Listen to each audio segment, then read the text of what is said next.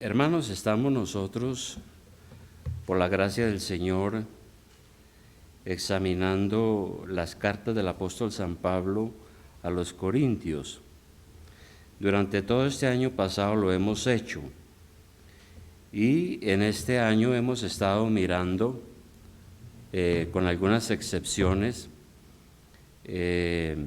la segunda carta del apóstol Pablo a los Corintios.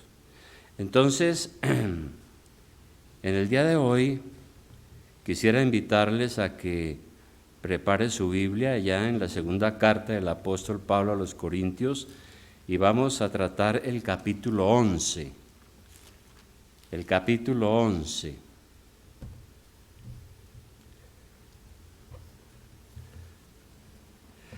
Ahora, podemos seguirlo recordando y lo dijimos hace 8 días, ¿no? El apóstol San Pablo fundó esta iglesia por allá en el año 53 al 54 después de Cristo. La iglesia de Antioquía lo envió a su viaje misionero y él llegó a esa ciudad muy pagana, no se sabía nada de Dios, de un creador, de un salvador, y él predicó allí. Muchos se convirtieron a Cristo y nació esta iglesia, llamada la iglesia de Corinto, en medio de una ciudad supremamente pagana e inmoral, terrible. Bueno, y entonces surgió la iglesia y empezaron a aparecer creyentes, y algunos creyentes empezaron a sentir deseos de liderazgo, querían ser líderes. Y allí habían judíos y habían también gentiles. Un gentil es alguien que no se ha convertido al judaísmo en esa época, era esta persona. Hoy se dice también que se puede atribuir la palabra gentil a alguien que no es convertido simplemente. Pero la iglesia estaba compuesta así: personas que habían llegado del judaísmo y personas que habían llegado del paganismo. Y como digo, muchos querían tener liderazgo. El problema era que pusieron en entredicho la autenticidad del apostolado de Pablo. Es decir, empezaron a decir, bueno, ¿y este señor qué? Él nos contó que iba en camino a Damasco y que se le presentó Jesucristo y que le dio esta misión. Pero él no es de los 12. Él fue después. Así que el apóstol Pablo tuvo que defenderse. Estos que querían liderazgo se creían más eruditos, más importantes en la iglesia. Así que el apóstol tuvo que defenderse de las acusaciones y calumnias de aquellos que querían desplazarlo. Ahora, si un pastor no es fiel a su ministerio, la iglesia tiene la responsabilidad de llamarlo a juicio. Pero debe seguir el debido proceso bíblico. Y Pablo tuvo que defenderse y hablar muchas cosas sobre aquellos que estaban diciendo que él no era un verdadero siervo de Dios. Y todas las iglesias están en su derecho, y mucho más entre nosotros, que somos iglesias democráticas. Pero hay que seguir el debido proceso. Cuando una iglesia acuse a un pastor, tiene que tener cuidado, porque en su carta, primera carta de Timoteo en el capítulo 5, primera de Timoteo en el capítulo 5, en el versículo 19, muy rápidamente vamos a hablar de esto. Dice lo siguiente, está hablando de los pastores y de los líderes de la iglesia. Pablo dice allí, contra un anciano, y anciano aquí significa es contra un pastor o un líder. Contra un anciano no admitas acusación sino con 2 o 3 testigos. Entonces, si una iglesia quiere acusar al pastor, pues puede hacerlo. Pero ¿dónde están los testigos? ¿Verdad? Y eso lo estuvimos hablando mucho el pasado domingo. Nadie puede hacer suposiciones sin fundamento. Nadie puede decir, es que me parece que él como que no tiene estilo, como que parece, no sé, yo siento que hay algo en él. No sirve, ¿verdad? Así que en este capítulo 11 que vamos a tratar ahora, el apóstol continúa esgrimiendo sus argumentos contra aquellos que quieren desconocer el ministerio que Dios le ha dado. La censura que la iglesia hacía del apóstol era equivocada por varias razones. Primera, en vez de recibir lo verdadero, aceptaron el engaño. Pablo estaba predicando el verdadero evangelio de Jesucristo, pero en la iglesia lo tuvieron en poco y empezaron a oír otras enseñanzas, ¿verdad? Ahora, el apóstol Pablo siempre buscó la edificación de la iglesia. Y por eso él, cuando habla de la relación entre la iglesia y Jesucristo, él habla de que es como la de un matrimonio, como la relación matrimonial. Y él usa esa figura del matrimonio judío. En aquel entonces el matrimonio era algo muy serio, muy respetable, era virtuoso, era más exigente que en el día de hoy. La mujer debía ser virgen, por ejemplo, y si encontraba que no lo era, pues había motivo de divorcio. Hoy es un desorden y nuestra sociedad corrupta no está obedeciendo a la palabra de Dios, pero en aquel el matrimonio era algo muy puro, y por eso es que el apóstol usa este tema y compara el amor de Cristo por la iglesia como la relación matrimonial. En una boda judía habían dos personas, allá las llamaban los amigos del novio, hoy lo llaman padrinos, los padrinos, ¿no? Uno representaba al novio y el otro representaba a la novia, y esos padrinos o amigos tenían muchos deberes. Eran los encargados de organizar toda la boda, de hacer las invitaciones y todo lo que tenía que ver con su responsabilidad. Pero había un punto en el que ellos tenían que ser muy cuidadosos, y era en garantizar la castidad de la novia. No podía tener nada que se le pudiera acusar a la novia para poder presentarla al novio. Y por eso es que Pablo hace esa comparación entre Cristo y la iglesia. Y Pablo se presenta entonces como el padrino o el amigo de la novia. Por tanto, su responsabilidad es garantizar la castidad y la pureza de la novia. Y por eso Pablo hará todo para mantener a la iglesia de Corinto pura, como una novia apta para Jesucristo. Por eso aquí en el versículo, capítulo 11, ahora sí vamos a leerlo. Dice Pablo, en signo de admiración, ojalá me toleráis, es un poco de locura. Sí, toleradme, porque os celo con celo de Dios, pues os he desposado con un solo esposo, le está diciendo a la iglesia, para presentaros como una virgen pura a Cristo. Eso es lo que quería el apóstol con la iglesia, presentar a la iglesia como una virgen pura a Cristo. ¿Y todo eso por qué? Bueno, porque los hermanos, la iglesia de Corinto, estaban en peligro de ser seducidos. Versículo 3. Sigue diciendo entonces el 3, pero temo, dice Pablo, que como la serpiente con su astucia engañó a Eva, vuestros sentidos sean de alguna manera extraviados de la sincera fidelidad a Cristo. Estaban en peligro de ser seducidos. Nosotros sabemos las artimañas de Satanás y cómo engañó a Eva, haciéndole dudar de la bondad de Dios. Satanás es experto en el engaño y busca confundir y apartar a los creyentes del verdadero evangelio. Así es el diablo.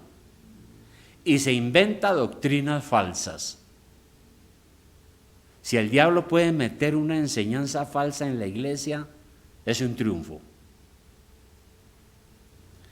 Entonces la iglesia estaba en peligro de ser seducida. ¿Y por quiénes? Por los falsos apóstoles. Ya en los tiempos de Pablo habían algunos que se creían apóstoles también, pero despreciaban a Pablo. Otros se creían grandes profetas en esa época.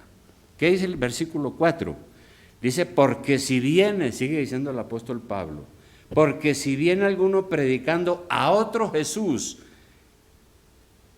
que el que os hemos predicado, o si recibís otro espíritu que el que habéis recibido, u otro evangelio que el que habéis aceptado, bien lo toleráis.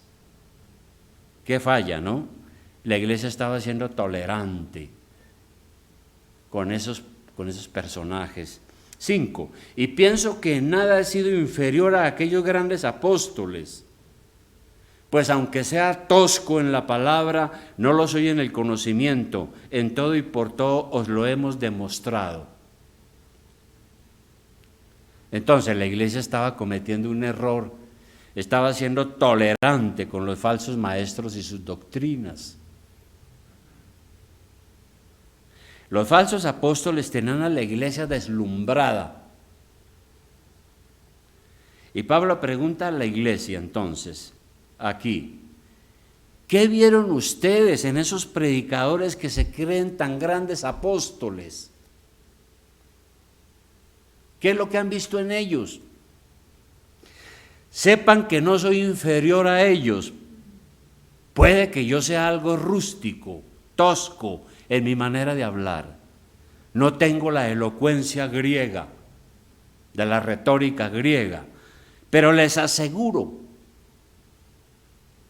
que no lo soy en el conocimiento de Cristo. Puede que tenga defectos, pero sé de qué estoy hablando. Ahora, esto es algo que sucede todavía. Esto que pasó allá en Corinto hace 2000 años. Y yo lo he visto en mi ministerio muchas veces. Y el asunto es que aquí en la iglesia, hermanos, esto es para edificación. Han habido personas que andaban aquí en la iglesia y uno creía que habían entendido la sana doctrina. Y sorpresivamente cambiaron de iglesia sin importar lo que se enseña en otra. Entonces, de la noche a la mañana, ¿qué pasó con fulano? No, él se fue para la otra iglesia.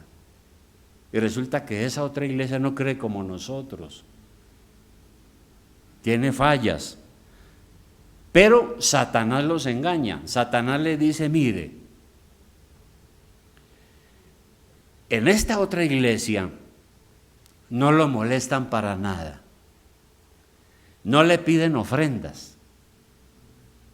No le exigen el diezmo. No son legalistas. En esta otra iglesia son tolerantes. Así que usted puede, mejor véngase para acá porque allí usted puede llevar su cristianismo sin mucho compromiso. Si usted no va al culto, tranquilo, allá no lo molestan por eso. Ellos son muy comprensivos. Y entonces fueron a ese lugar, a esa otra iglesia, y fueron y quedaron fascinados. Yo me acuerdo hace muchos años que una hermana que quería mucho hizo eso, ¿no? Y entonces yo le pregunté, ¿y usted por qué? Dijo, no, es que yo cuando escucho ese predicador, yo quedo fascinada, quedo deslumbrada, me decía. Así que estamos ante el peligro de esa seducción. estaba pasando aquí en la iglesia de Corinto. Por eso es que Pablo escribió estas cosas, ¿no? Y por eso decimos como al comienzo, ¿no? En vez de recibir lo verdadero, aceptaron el engaño. Una segunda cosa, en vez de valorar su desinterés, lo menospreciaron. Pablo servía a las iglesias desinteresadamente y él se humilló a sí mismo. Vamos a leer el versículo 7. Sigue diciendo el apóstol: pequé yo humillándome a mí mismo para que vosotros fueseis enaltecidos por cuanto os he predicado el evangelio de Dios de balde. ¿Cómo entendemos esto? ¿En qué consistió esta humillación? Pablo tenía el derecho a cobrar por su trabajo, pero prefirió no cobrar por sus servicios, sino que trabajó duro en lo que podía hacer con sus manos. Pero la iglesia no entendió eso. ¿Por qué? Según la forma de pensar griega en ese entonces, había mucha esclavitud. En este momento en Corinto, en el Imperio Romano, había una gran esclavitud. Y según la manera de pensar griega, los oficios manuales y los oficios rudos eran para los esclavos. No eran dignos esos trabajos de un hombre libre, de un hombre intelectual, de un maestro. De hecho, los maestros ganaban muy bien. Entonces, si Pablo era un maestro, ¿por qué no cobraba y por qué hacía el trabajo de los esclavos? Y más razones para pensar que lo que él predicaba y enseñaba no tenía ningún valor. Entonces los opositores en la iglesia dijeron: no, pues mire lo que está haciendo este hombre, ¿no? Si lo pensamos como ellos pensaban. Sin embargo, el apóstol predicó de balde, aunque para algunos eso era humillante, porque él quería conservar su independencia. Era por eso. Y prefirió pedir a otras iglesias. Versículo 8. Él dice: mire, yo les he predicado a ustedes el evangelio de balde. He despojado a otras iglesias recibiendo salario para serviros a vosotros.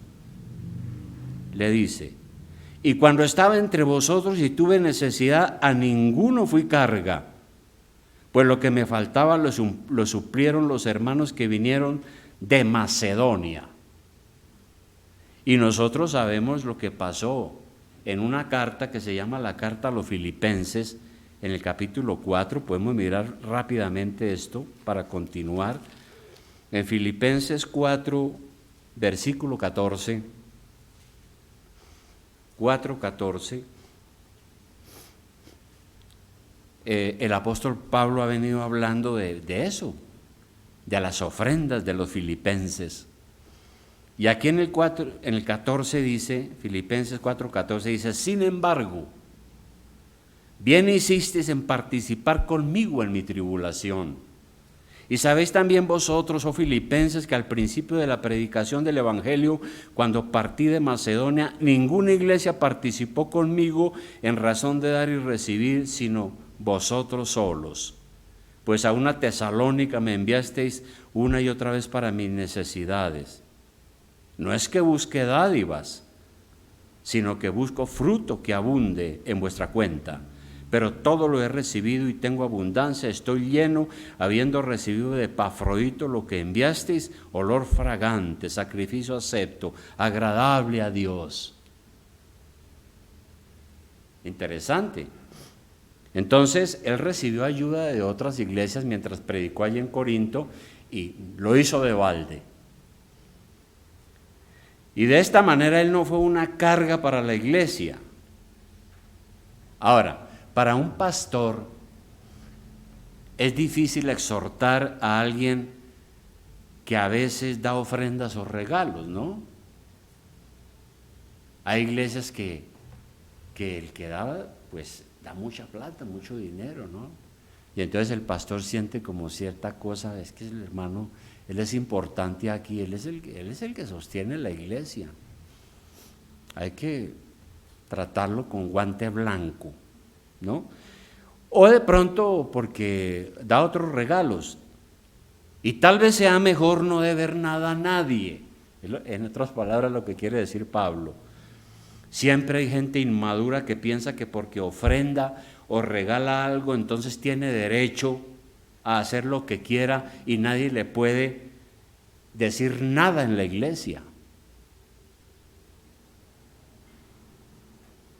Así que el día que le llamen la atención se resienten y pasan factura de cobro. ¿Por qué me vienen a decir? Yo soy el que más doy dinero en la iglesia. ¿Por qué? Muy delicados esos hermanos. Por eso yo decía, hermano, tal vez a veces sea mejor no deber nada a nadie, para evitar problemas. Y Pablo lo dice, es para no ser gravoso.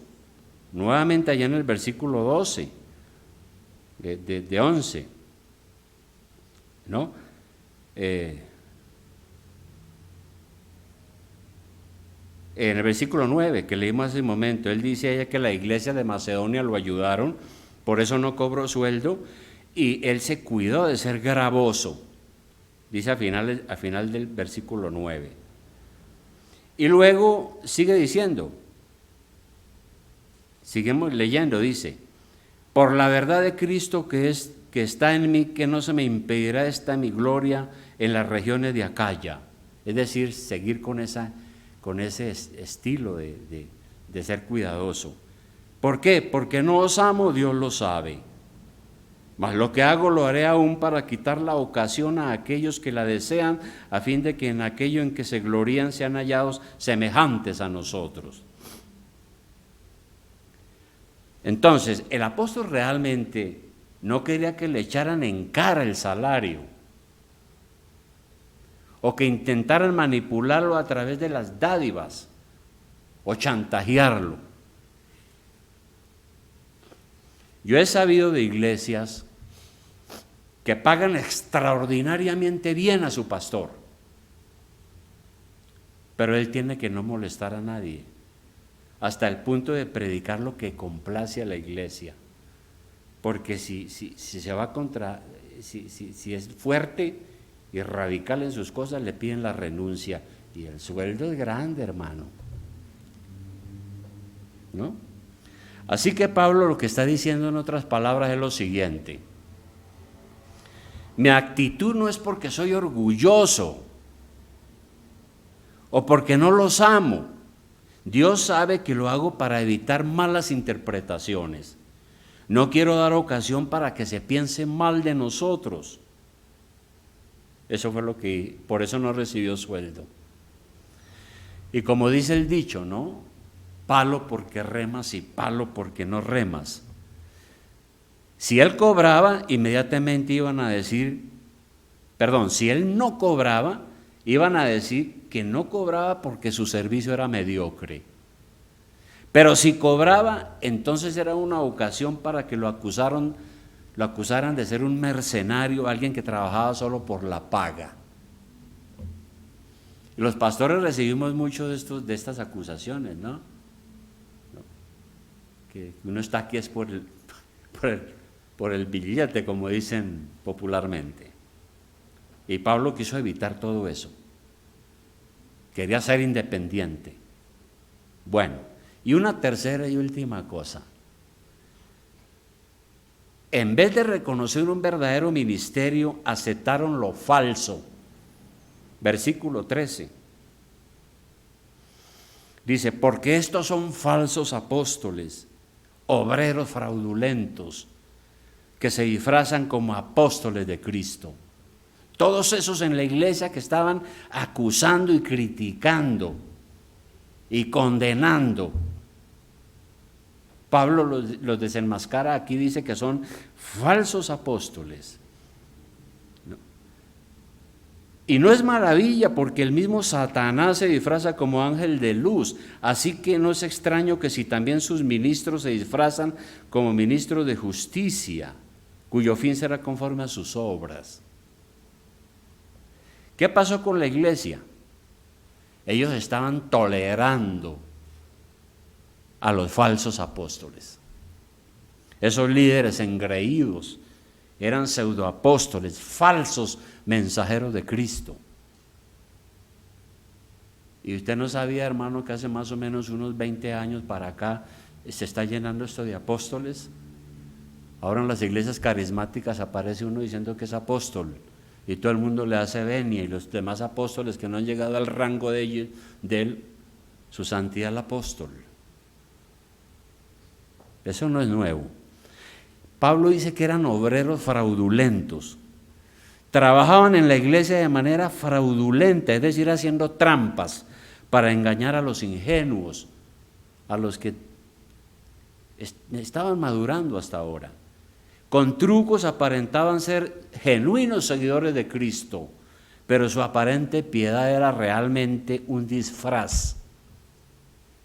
Un disfraz. No eran verdaderos. Y eran ministros de Satanás, así lo llama Pablo.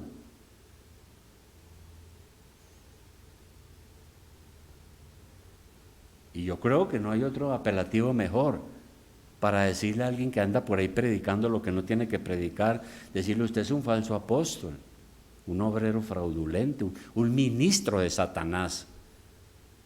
Es lo que está diciendo Pablo. La iglesia no podía tolerar a esas personas de buenas a primeras. Y cuando él dice que ellos son ministros de Satanás, él dice: eso no es nada de qué asombrarnos, porque Satanás es un experto en el disfraz. Se presenta de muchas formas para engañar. Dice que se disfraza de ángel de luz. Y como estos falsos apóstoles, pastores y maestros actuaban lo mismo que Satanás, estaban demostrando entonces con sus engaños que ellos eran servidores del diablo y no de Dios. Ellos se presentaban a la iglesia como siervos de justicia. Sin embargo, como dijo el Señor, ¿qué dijo el Señor? Rápidamente, Mateo 7:15. Mateo 7:15. Mateo 7:15. Mateo 7:15. El Señor dijo con mucha claridad lo siguiente. Dijo: guardaos de los falsos profetas, que vienen a vosotros con vestidos de ovejas, pero por dentro son lobos rapaces. O sea que el Señor ya lo había dicho, ¿no? Así es. Así vienen los falsos maestros. Ahora, un pastor famoso decía lo siguiente, que me pareció muy interesante. Decía, leo textualmente, decía: Satanás es más efectivo en la iglesia cuando no viene como un enemigo abierto, sino como un falso amigo. Entonces, así es el diablo. Es más eficaz contra la iglesia no cuando ataca a la iglesia, sino cuando se une a la iglesia, porque es astuto, ¿no? No cuando ataca el púlpito, sino cuando él se para en el púlpito. Terrible. Cuando se disfraza y llega a tener acceso al púlpito para enseñar. Terrible. Este es un gran problema que tenemos aún hoy, hermanos. El peligro de la seducción, por eso lo he mencionado así. Un seductor no es alguien que solamente engaña a las mujeres, porque es que la palabra como que la han monopolizado, entonces dicen: no, es que fulano es un seductor, él engaña a las mujeres. No, no es solo eso. Es también el que persuade a otra persona con halagos, ¿no? Con abrazos, para guiarla sin que ella se dé cuenta a lo que está equivocado. Y por eso el apóstol advirtió también en la primera carta a Timoteo, en el capítulo 4, primera carta a Timoteo en el capítulo 4. Primera a Timoteo capítulo 4, una profecía del apóstol. Mira esta profecía, hace 2000 años.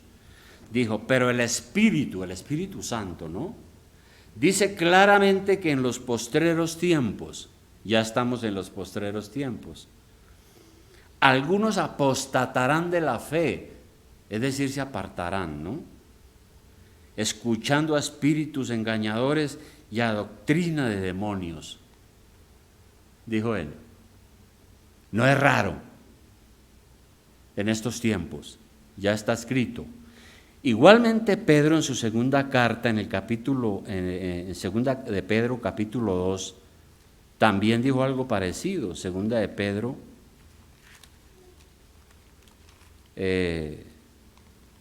capítulo 2. Segunda de Pedro capítulo 2 dijo lo siguiente. Segunda de Pedro 2, 1 dijo, pero hubo también falsos profetas entre el pueblo, como habrá entre vosotros falsos maestros, que introducirán encubiertamente herejías destructoras y aún negarán al Señor que los rescató, atrayendo sobre sí mismos destrucción repentina. Y muchos seguirán sus disoluciones, por causa de los cuales el camino de la verdad será blasfemado. Y por avaricia harán mercadería de vosotros con palabras fingidas. Sobre los tales ya de largo tiempo la condenación no se tarda y su perdición no se duerme. Terrible, ¿verdad? Estos falsos profetas, pastores y maestros, que siempre los habrá hasta que Jesucristo venga por segunda vez, dividen a las iglesias introduciendo las herejías. Una herejía es una enseñanza falsa que causa división, separación. Entonces, sin que los creyentes se den cuenta, la enseñanza herética produce una división, una secta. Las enseñanzas heréticas de los falsos maestros a la larga destruyen la iglesia y la llevan a su ruina. Estas herejías son introducidas de manera furtiva, encubiertamente, y se ocultan de manera que nadie se da cuenta. Pero esa gente termina dividiendo la iglesia y llevándose a un poco de personas. Estos falsos maestros que fascinan son personas melosas, es decir, dulces en su trato, pero son falsas, son hipócritas. A estos falsos pastores y maestros, estos falsos, son expertos en endulzar el oído, a fin de que la gente escuche lo que quiere escuchar y no lo que dice Dios. Estos falsos pastores y maestros que hay hoy son expertos en esto, en endulzar el oído. Pablo lo dijo, que eso sucedería y está sucediendo. Ahora, hermanos, hay una gran preocupación entre las iglesias bautistas. Bueno, hay iglesias bautistas donde ya el mal lo hicieron. Entró un falso maestro y sembró la herejía ahí. Ya eso está. Pero hay otros que están preocupados. En los Estados Unidos hay una preocupación tremenda. Porque recibo noticias de la Convención Bautista del Sur, que fue la que abrió la iglesia bautista aquí.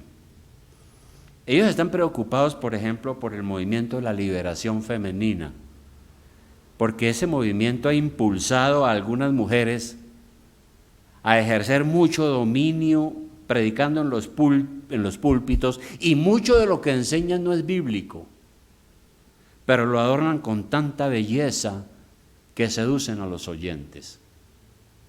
Y nosotros sabemos, hermanos, que no es bíblico que las mujeres ocupen los púlpitos enseñando. Y eso no es machismo, es sometimiento a la Biblia. Y ahí están en la pelea, muchas iglesias, ¿no? Unas ya están ordenando mujeres, ya desde hace rato, pastoras, y están ordenando homosexuales también, y lesbianas también. Yo pensaba hace un tiempo que eso eran como mentiras, pero es cierto.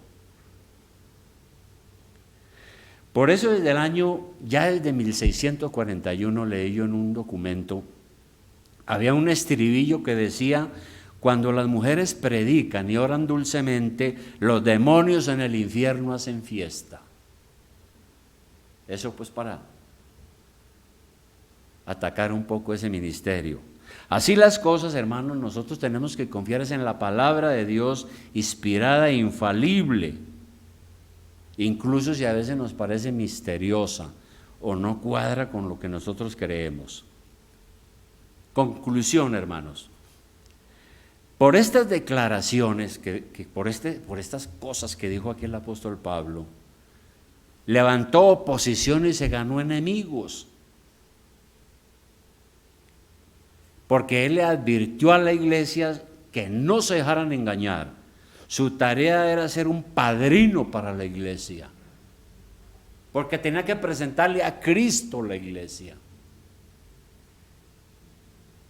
Y el hecho de que él no cobraba por sus servicios no era porque no tenía derechos, sino para evitar las malas lenguas, para no dar lugar a aquellos que buscaban cualquier pretexto para acusarlo, ¿no?